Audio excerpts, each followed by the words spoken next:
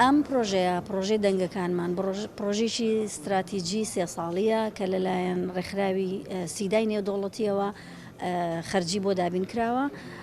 پرۆژەکە مەبەستی سەرەکی پرۆژەکە بەرزکردنەوەی دەنگی ژنانە، بۆیەش هەر ناوی پرۆژەکە دەنگەکانمانە. مەبەستمان لێی بەشداری پێکردنی کەناڵەکانی ڕاگەیاندن و هەموو دام و دەستگاکانی ڕاگەیاندن لە پرۆژەیەکی لەو بابەتە ئەوەیە کە دەنگی ژن بەرزکەینەوە، کە ژن چۆنەڵێ توانە و ئیمکاناتی ژن لە ناو موسەساتی ڕاگەیاندن بەدەر بکەوێ. بەداخەوەی ئێمە کە تا ئێستا ئیبینین کێشە گەورەکەمان ئەوەیە کە ژن دەنگی دیار نییە، ژن ئەبینیە ئەوە تا تەنها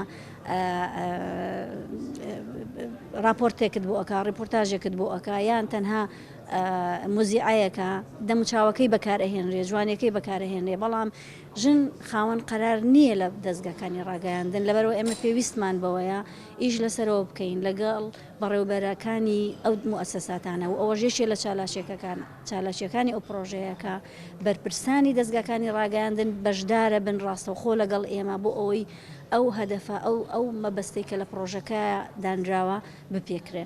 ئەوان بەشدارە بن لە کۆمەڵی ڕاهێنان، لە کۆمەڵی چالاکی هەمە جۆر کە بۆیاش ئێستا داوامان لێیان کرد کە ئیمزای ئەو فۆرمە بکەن کە ئەوان بەڵێن ئەدەن کە ژمارەی ژن لە موسەساتەکانیان لە دەستگاکانیان زیاد بکەن.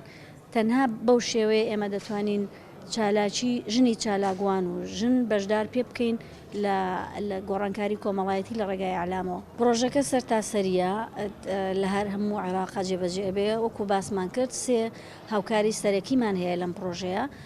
هاوکارەکان لە هەموو عێراقن، لە هەرێمی کوردستانن، لە بەشی باشوور و ناوەڕاستی عێراقشن.